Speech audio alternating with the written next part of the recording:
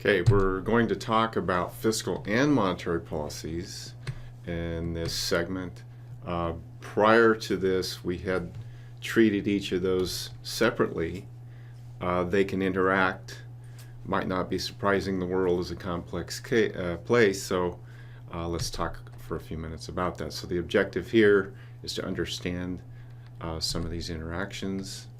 So going back and revisiting monetary policy a little bit, the U.S. Fed is our monetary authority.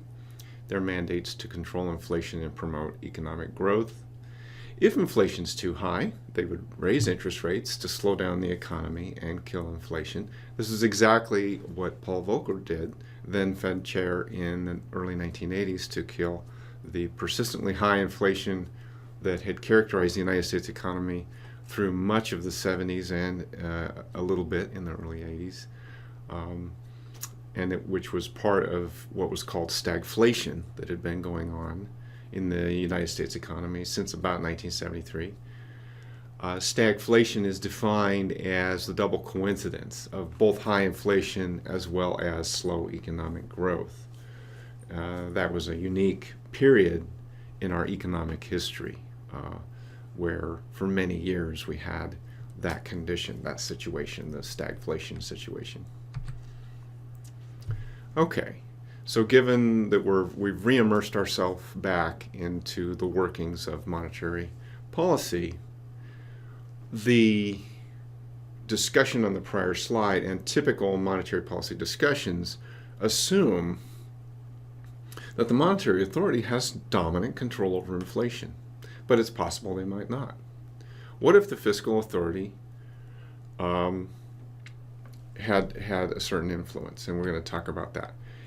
If the fiscal authority doesn't have an influence, then we say it's a situation of monetary dominance. Okay. We'll talk on the next few slides about a couple of different situations of fiscal influence on inflation. The first one is called fiscal dominance. So we're going from monetary dominance to fiscal dominance. So these are actually extreme cases, right? Monetary dominance says, hey, what the fiscal authority is doing doesn't matter. It's only what the monetary authority is doing that impacts inflation. Now we're switching all the way over to the other side and saying, okay, the fiscal authority is going to do something that's really going to dominate what happens with inflation. Let's talk about that. So think of a situation where the fiscal authority spends too much for too long. Financial markets are going to begin to treat government debt with suspicion, right? Government bond ratings will begin to fall. Government bond yields will begin to rise. The situation can continue to deteriorate until investors are no longer willing to hold government debt. So this could be an issue. You know, the next time the government needs to issue debt, they're spending a lot, right? So they need money, so they'll issue more debt. Well, if there's no buyers, the next time they have a major government bond issue, that can create an actual insolvency problem for the government. So the monetary authority is going to be watching all this and understanding what's going on. And in the name of economic stability, right, we're on the verge of an insolvency problem at the national level that could threaten economic stability. So in the name of keeping the stability, the monetary authority would be motivated to step in and raise revenue, and they're going to use the tools available to them.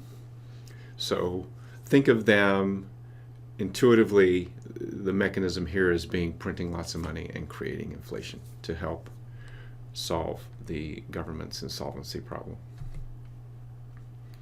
Okay, that's fiscal dominance. What I'd like to talk about now to wrap up this section is there can be a fiscal policy effect on the price level and inflation that's not so dominating. And what that is, it's just a situation where think about the fiscal authority embarking on greater expenditures of some kind where the productive capacity of the economy hasn't grown very much, right? So you have a period of maybe rapid growth in government expenditures, and you don't really have growth, or maybe not rapid growth, of the productive capacity of the economy at the same time.